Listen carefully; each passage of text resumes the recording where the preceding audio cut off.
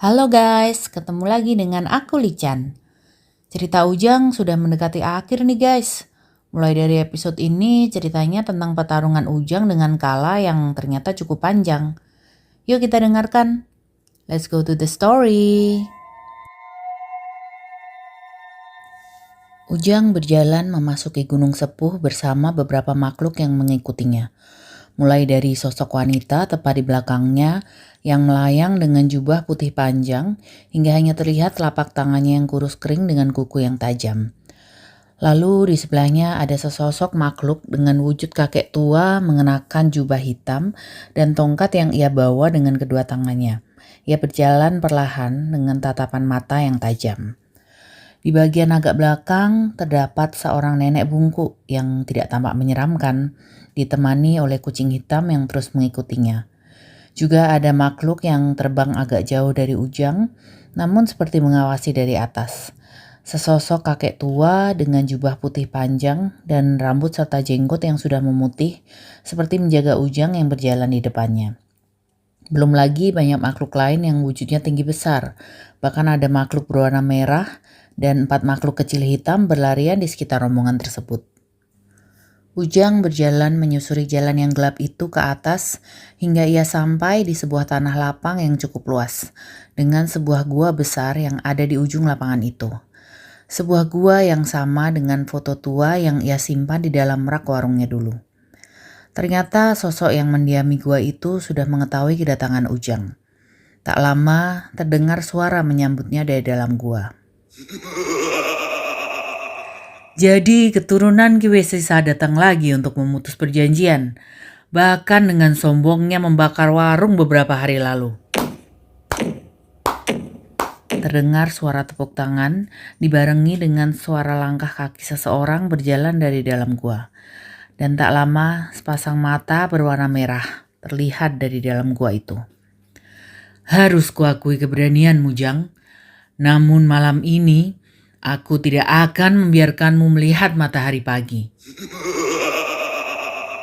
Kala tertawa sambil mengejek Ujang. Kala! Secara tidak sadar, Ujang tiba-tiba berteriak sambil menunjuk Kala. Kita selesaikan perjanjian ini sekali lagi. Aku sudah tidak peduli jika nyawaku jadi taruhannya, tapi aku akan menyelamatkan warga kampung Sepuh. Dan ketika ini semua berakhir, aku akan ambil alih gunung ini agar tidak ada makhluk yang memperdaya manusia. Ujang berkata sedikit lancang dan tidak berpikir panjang dengan ucapannya. Yang pasti, ia harus bisa menghapus perjanjian yang berimbas pada kampung Sepuh. Tiba-tiba Kala tertawa keras hingga menggetarkan tanah dan pepohonan di sekitarnya. Sudah beberapa kali kamu membual tentang hal ini, Jang. Hingga akhirnya kamu malah kabur dari kampung Sepuh. Saat Kala sedang tertawa terbahak-bahak, tiba-tiba salah satu makhluk di belakang Ujang melompat dan memukul Kala dengan tangan merahnya yang besar. Tubuh Kala yang tidak sebesar makhluk itu seketika terpental jauh hingga masuk dan menabrak dinding gua. Tuan, jangan terlalu banyak diam. Langsung musnahkan saja makhluk ini. Tanganku sudah gatal melihat dia terus menghina Tuan, kata makhluk tinggi besar berwarna merah itu. Namun seketika Ujang berteriak, awas merah! Sebuah tangan hitam berbentuk bayangan muncul dengan sangat cepat menghempaskan tubuh si merah hingga terguling dan menabrak pepohonan. Tangan itu lalu bergerak dengan cepat mengarah ke Ujang. Tapi sesosok makhluk di belakang Ujang secara cepat mengubah tubuhnya dan meraung. Bayangan itu seketika terdorong mundur ketika suara itu terdengar. Ujang melihat ke belakang dan tampak Sima sudah mengubah diri menjadi macan besar dan meraung keras. Ujang sedikit membungkukkan badan sebagai tanda terima kasih atas apa yang dilakukan Sima. Semuanya harus aku selesaikan malam ini, pikir Ujang. Ia kini berjalan perlahan menuju ke arah gua, dan tak lama sebuah retakan muncul di sekeliling Ujang. Dan ketika itu terjadi, suara Kala terdengar kembali. Tidak elok apabila pertarungan dilakukan di tempat ini. Aku tidak mau merusak hutan yang aku jaga lagi. Kala datang dari mulut gua dengan tangan terangkat ke atas. Kemudian ia menjentikkan jarinya dan retakan itu pecah menjadi lapangan dengan pepohonan yang besar menjulang tinggi hingga menutupi langit hutan. Di belakangnya terlihat sebuah bangunan megah dengan 2 menara yang berkilauan berhiaskan permata. Namun dari bangunan itu terdengar teriakan yang menyayat hati. "Kala, apa yang kau lakukan di tempat ini?" Ki Mandala yang dari tadi mengikuti Ujang berteriak murka. Kala dengan santai tertawa sambil menyalakan cerutu. "Kenapa seorang mantan Raja Gunung marah seperti itu? Ini adalah gua yang kau lihat sebagai manusia, Jang. Bagi para makhluk, gua yang gelap itu adalah sebuah istana megah," kata Kala sambil menghisap cerutunya. Ki Mandala yang awalnya mencoba menahan amarahnya mendekati Ujang. "Jang, mohon maaf. Aku tidak bisa menahan amarahku lagi. Aku melihat bangunan itu jadi penuh dengan jiwa manusia yang ditumbalkan untuk perjanjian dengan makhluk gunung. Maka dari itu, aku mohon maaf." Tiba-tiba Ki Mandala menghilang. Dan dalam sekejap mata ia berada tepat di atas Kala yang masih sibuk dengan cerutunya. Tak lama sebuah cahaya putih muncul di tangan Ki Mandala. Namun tangan Kala tiba-tiba terangkat ke atas dan aura berwarna hitam keluar seperti asap dari tubuh Kala mencoba menahan serangan Ki Mandala. Sebuah cahaya dan aura hitam bertabrakan membuat tanah yang mereka pijak bergetar hebat. Namun Kala sama sekali tidak tampak serius menghadapi Ki Mandala dan masih fokus dengan cerutunya. Merepotkan. Kemampuanmu masih seperti ini saja. Di saat aku semakin kuat karena menyerap jiwa-jiwa manusia tumbal itu. Tangan Kala dihempaskan membuat Ki Mandala terdorong ke atas. Secara tiba-tiba, 2 buah tangan hitam besar terlihat di kiri dan kanan Ki Mandala yang masih melayang. Kedua tangan itu dengan cepat berhasil menjepit Ki Mandala dan mengurungnya di dalam sana. Kala tertawa karena sudah berhasil mengurung Ki Mandala. Ujang yang melihat kejadian itu seketika berlari menghampiri Kala untuk membuatnya melepaskan Ki Mandala. Dan ketika beberapa langkah ia berlari, Kala menghentakkan kaki ke tanah. Matanya kini berwarna merah dengan urat hitam menyelimuti tubuhnya. "Sekarang giliranmu, Jang. Kamu dan semua makhluk yang ada di belakangmu akan musnah dari tempat ini." Kala yang kini tampak marah menghentakkan kaki ke tanah beberapa kali dan muncul asap hitam mengelilingi tubuh Ujang yang membuatnya merasa sakit di tenggorokan dan perutnya hingga ia menghentikan langkahnya. Sima dan para makhluk lain berusaha menghilangkan asap itu dengan kekuatan mereka. Namun tetap saja perut dan tenggorokan Ujang masih terasa sakit. Dan ternyata paku payung, beling, dan benda tajam lain keluar dari tenggorokan Ujang. "Coba tahan, Jang. Kala mencoba membunuh dengan santet karena dia tidak bisa membunuhmu langsung dengan tangannya sendiri," kata Sima yang berhenti berlari di saat makhluk lain berlari ke arah Kala. "Kesini kalian semua," kata Kala dengan wajah yang tampak senang karena dia sudah bersiap menghadapi puluhan makhluk yang datang serentak ke arahnya. Kala seperti biasa sangat pintar membaca situasi. Ia tahu aura biru tipis yang menutupi tubuh Ujang bisa menahan serangan langsung, sehingga ia sengaja membuat Ujang terluka dari dalam. Sima masih berusaha membantu Ujang. Ia yang sudah berubah lagi ke wujud kakek, tiba-tiba menempelkan tongkat ke punggung Ujang, sehingga tubuh Ujang seperti tersetrum saat Sima menyalurkan energinya melalui tongkat itu. Ujang kembali muntah lebih banyak darah disertai dengan benda-benda tajam yang ternyata masih menempel dalam tubuhnya. Pada saat yang bersamaan, "Hanya segini makhluk yang kamu bawa, Jang?" Kala kembali tertawa karena ia masih bisa menahan puluhan makhluk dengan bentuk dan rupa beragam itu. Ujang yang masih terduduk dengan muntahan paku payung berkarat dan pecahan beling hanya bisa melihat para makhluk menyerang Kala secara bersamaan. Dan secara perlahan akhirnya Kala pun terpojok. "Lagi, serang aku lebih banyak lagi. Ayo, hanya segini kalian bisa menahanku." Kala terus berteriak dan tertawa senang. Asri Manik melayang turun secara tiba-tiba dengan cakarnya yang panjang dan tajam. Namun Kala sepertinya mengetahui hal itu. Ia hanya melihat ke arah Asri Manik dan berkata, "Sesosok makhluk pemimpin pemakaman dengan para makhluk lemah yang sudah terusir dari Gunung Sepuh melakukan serangan padaku, Sang Raja Gunung." Hanya sepersekian detik ketika serangan Asri Manik hampir menyentuh kepala Kala, tiba-tiba sebuah tangan besar berwarna hijau muncul dan menghempaskan Asri Manik hingga menabrak pohon. Terlihat tanah tiba-tiba terbelah dan muncullah 3 makhluk tinggi besar yang sering kita sebut dengan buto ijo. Dan salah satunya adalah makhluk yang menghempaskan Asri Manik. Kala semakin tersenyum kegirangan ketika buto-buto itu muncul membantunya.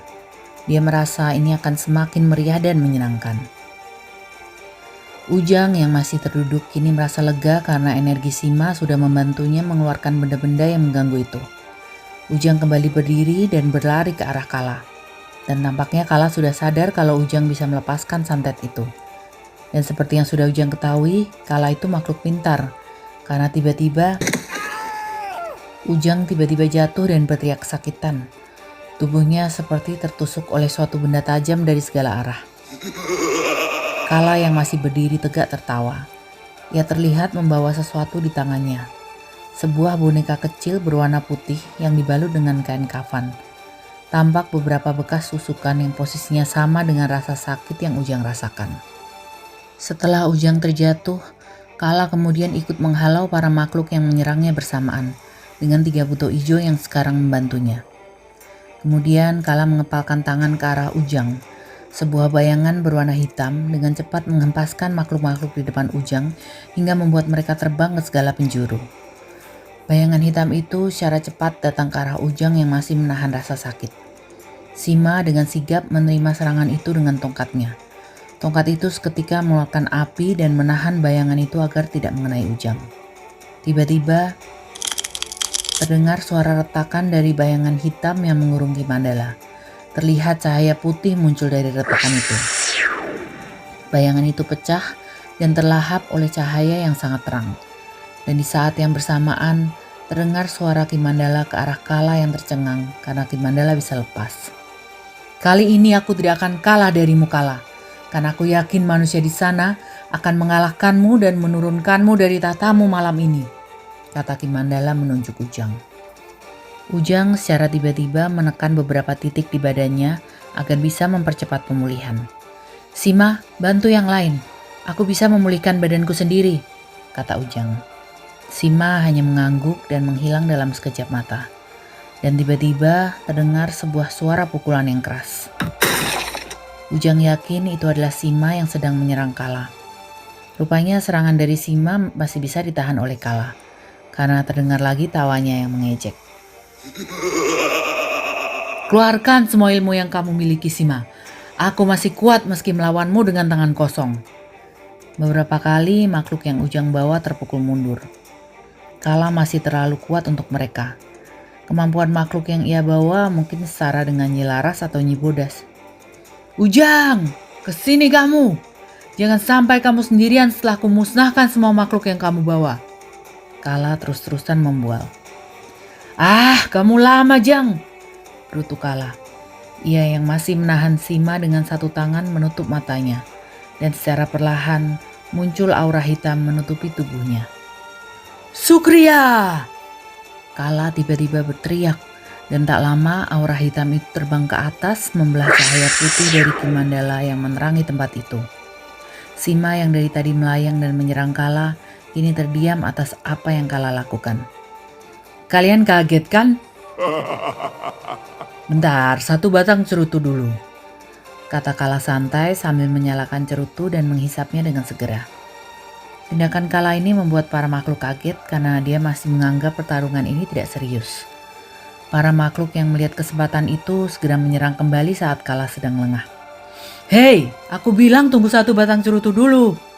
Kala tampaknya tahu akan ada serangan yang mendadak. Tiba-tiba 3 buto yang tinggi besar itu berdiri di depan Kala, menghalau para makhluk yang dibawa Ujang. Asri Manik yang semakin kesal karena ulah Kala mencoba menebas buto di depannya. "Minggir kalian, aku ingin memusnahkan Kala, bukan kalian bertiga," katanya dengan emosi karena serangannya belum bisa membuat Kala terluka. Hingga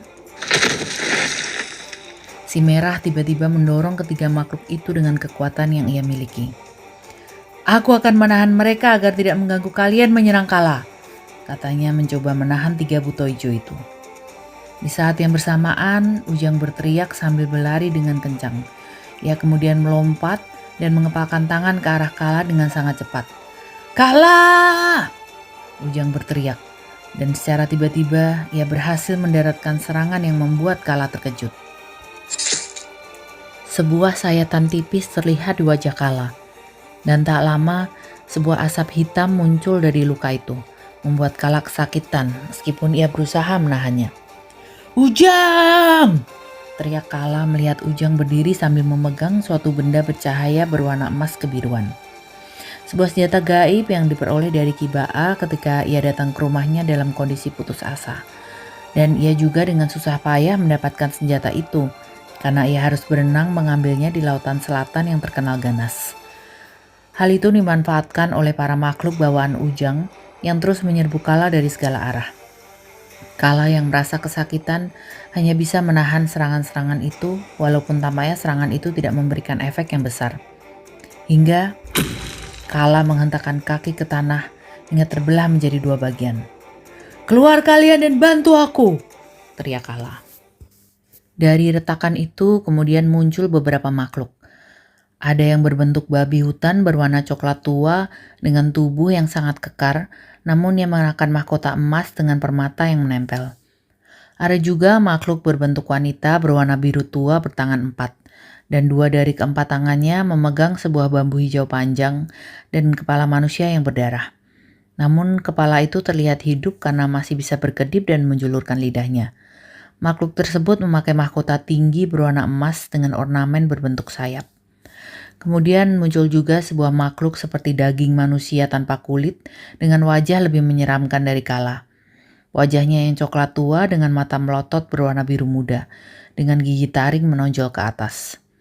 Rambutnya berwarna putih, tertutup oleh mahkota besar dengan bunga berwarna merah di sisi kiri dan kanan mahkota itu.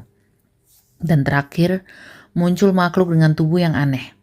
Tubuhnya kecil seukuran manusia, namun kepalanya sangat besar hingga membuat tubuhnya membungkuk karena terlalu berat menopang kepalanya. Makhluk itu juga mengenakan mahkota berwarna emas dengan batu mulia berwarna merah menutupi setiap ujung mahkota itu. Tampaknya Kala sudah mulai menganggap pertarungan dengan Ujang ini serius, hingga ia memunculkan 4 makhluk khusus tersebut. Keempat mahkota yang mereka kenakan adalah suatu benda yang membatasi gerak mereka, sehingga Kala bisa mengontrol mereka. "Selamat datang Kaliki, Kapragan, Kamali, dan terakhir Weta. Sengaja kalian aku keluarkan dari Gunung Sepuh untuk membantuku menyingkirkan makhluk pengganggu ini," kata Kala sambil tertawa senang. Keempat makhluk itu selama ini hidup di dalam gua. Bahkan Ki Mandala saja belum pernah bertemu dengan 4 makhluk itu. "Jadi mana yang harus kita urus? Soalnya ada satu makhluk yang membuatku ingin bertarung dengannya," kata Kaliki. "Bebas saja, yang penting manusia itu jangan kalian apa-apakan karena dia adalah mangsaku," jawab Kala sambil menunjuk Ujang. Kaliki pun mengangguk dan tak lama ia berlari kencang. Bahkan saking cepatnya Kaliki berlari sehingga dia seperti menghilang. Tak lama ia tiba-tiba muncul di depan Sima. Kepala Kaliki yang besar itu ditabrakkan ke arah Sima yang masih melayang. Sima yang tanpa persiapan hanya bisa menahan dengan tongkatnya. Saking kerasnya benturan Kaliki, tongkat Sima sedikit retak. Dan ia pun terlempar menabrak istana Kala hingga berlubang. "Woi, kamu jangan berwujud manusia. Kesini berkelahi dengan wujudmu yang sebenarnya," tantang Kaliki. Sima tampaknya menjawab tantangan Kaliki. Tak lama sosok Sima muncul dengan wujud macan berwarna putih loreng hitam. Ia tampak siap untuk bertarung dengan segenap raganya. Kaliki tampak senang saat Sima sudah berwujud macan. Lalu ia kembali menghilang dan menabrak Sima lagi hingga masuk ke suatu ruangan dalam istana itu. "Lawan aku di sini, jangan ganggu tuanku dengan manusia itu," terdengar suara Kaliki berteriak di dalam ruangan itu. "Nyai, Kita nggak mau mengikuti jejak Kaliki? Tanya Ki Bajra, sesosok kepala manusia yang dipegang oleh Kapragan. Pusing ah. Kamu aja Ki cari lawan, jawab Kapragan sambil mengelus-elus kepala Ki Bajra. Kapragan tiba-tiba berdiri dan mengangkat Ki Bajra, kemudian melemparkannya dengan sangat kuat ke arah para makhluk yang masih memulihkan diri. Tampaknya ia sudah menargetkan lemparannya ke arah makhluk yang lemah sehingga gampang dimusnahkan. Ki Bajra menutup matanya sambil komat-kamit membaca mantra. Kepalanya berubah menjadi merah darah dan melesat dengan cepat mendekati para makhluk lemah yang kebanyakan berasal dari pemakaman. Secara tiba-tiba, Ki Bajra tampak meledakkan dirinya pada tengkorak yang dibawa Asri Manik menjadi tumpukan tulang. Namun tumpukan tulang itu menyambung kembali menjadi satu dan membentuk sesosok raksasa. Para tengkorak ini memang lemah, tapi kalau mereka sudah berkumpul jadi satu, membentuk suatu makhluk yang baru, mereka tampak kuat, bahkan sanggup menangkap Ki Bajra. Hal itu tentu saja membuat Kapragan tercengang karena bisa menahan serangannya. Kamali dengan badan yang besar dan wajah paling seram tertawa dan mengejek Kapragan karena serangannya tidak berhasil. Apa itu? Masa kepala buntung bisa ditahan? Kamu kesana Gih, malu dong masa kalah sama tengkorak. Kamali sifatnya tidak jauh dengan Kala yang suka mengejek dan menghasut orang dengan perkataannya. Namun kali ini Kala memilih untuk diam dan membiarkan 4 makhluk itu memilih lawan sendiri. Kapragan hanya menggelengkan kepala, kemudian dengan badannya yang besar melebihi Kala, ia berlari menuju tengkorak itu dengan langkah yang lebar. Tiba-tiba ia melemparkan tongkat yang dibawanya. Aura dari tongkat itu tampak cukup kuat untuk menghancurkan kumpulan tulang yang masih menangkap Ki Bajra. Beberapa detik sebelum tongkat itu sampai, terlihat Asri Manik muncul mencoba menghalangi tongkat itu dengan beberapa batu nisan berjejer di depannya. Namun tampaknya batu nisan itu tidak bisa menahan tongkat yang dilempar Kapragan. 8 batu nisan hancur seketika. Sehingga Asri Manik pun mau tidak mau harus menahan tongkat itu dengan kekuatannya. Tiba-tiba kuku Asri Manik yang panjang beradu dengan tongkat itu. Sebuah percikan api terlihat seperti layaknya 2 pedang yang beradu. Tongkat tersebut ia terbangkan ke atas dan meluncur menancap ke tanah di sebelah Asri Manik. Tak lama Asri Manik menghilang dan sebuah kuku panjang dengan cepat muncul di depan kepala Kapragan yang dengan sigap menghindar. Tiba-tiba salah satu tangan Kapragan mencekik leher Asri Manik. Ayo kita sesama wanita ke sana saja supaya tidak mengganggu Kala berhadapan dengan manusia itu. Kapragan berlari sambil mencekik Asri Manik di tangannya. Pepohonan dengan batang menghitam tampaknya menjadi tempat untuk mereka berdua bertarung. Terlihat Kapragan menabrakkan Asri Manik ke pepohonan tersebut membuatnya terlihat kesakitan. Asri Manik tiba-tiba menebas tangan Kapragan yang mencekiknya dengan kukunya yang tajam, kemudian ia melayang menjauhi Kapragan. Kapragan meringis kesakitan. Luka tersebut membuatnya marah dan merasa Asri Manik adalah lawan yang patut diperhitungkan. Ki Bajra dan tongkat yang tadi dilempar tiba-tiba terbang dan ditangkap lagi oleh Kapragan. Ki, kita harus serius sekarang. Lawan di depan kita bukan makhluk sembarangan, kata Kapragan. Ki Bajra tersenyum, kemudian memejamkan mata dan mengucapkan mantra lagi. Kepalanya tiba-tiba terbakar dan ia melayang mengelilingi Kapragan. Asri Manik yang melihat bahwa makhluk di depannya mulai serius juga bersiap-siap. Ia membacakan mantra dan tiba-tiba tanah di bawah Asri Manik retak. Dan muncul sebuah tulang berbentuk tangan yang sangat besar dari retakan itu. Sebuah tengkorak sebesar buto ijo yang sedang melawan si merah muncul dan berdiri di belakang Asri Manik. Asri Manik melayang perlahan dan duduk di pundak tengkorak itu. Kerangkong, bantulah aku membinasakan makhluk di sana. Asri Manik menunjuk Kapragan dengan kuku panjangnya. Kembali ke lapangan tempat Kamali dan Weta masih belum bertarung. Lawanku mana ya Kamali? Bingung pada lemah begini. Yang kuat sudah dibawa Kaliki dan Kapragan. Kalau kamu pilih yang mana Kamali? Kata Weta melihat makhluk yang dibawa Ujang. Pusing, kata Kamali sambil menggaruk kepalanya. Karena terlalu lama berpikir, Kamali kemudian mendekati Kala. Sudah, kamu diam saja di sini, biar aku yang membantai manusia itu, kata Kamali pada Kala. Kamali tiba-tiba membuka sebuah portal dan tangannya yang besar memukul ke dalam portal itu. Ujang yang tidak siap tiba-tiba dikejutkan oleh munculnya sebuah tangan yang sangat besar mengarah padanya. Ia refleks menahan tangan itu. Tapi karena tenaganya sangat kuat, Ujang pun terdorong ke belakang menabrak tembok. Kamali tiba-tiba muncul dengan tubuhnya yang sangat besar. Jadi ini manusia yang ditakuti tuanku. Ayo bertarung denganku. Kalau kamu kalah, aku bakal gampang memusnahkan tuanku dan menjadi pemimpin di gunung ini. Seru kan guys? Ini lebih ke cerita action daripada horor sih ya lama-lama. Kayak Avengers lawan Thanos gitu jadinya. Sampai sini dulu ya cerita episode ini. Kita lanjutkan di malam minggu nanti. See ya!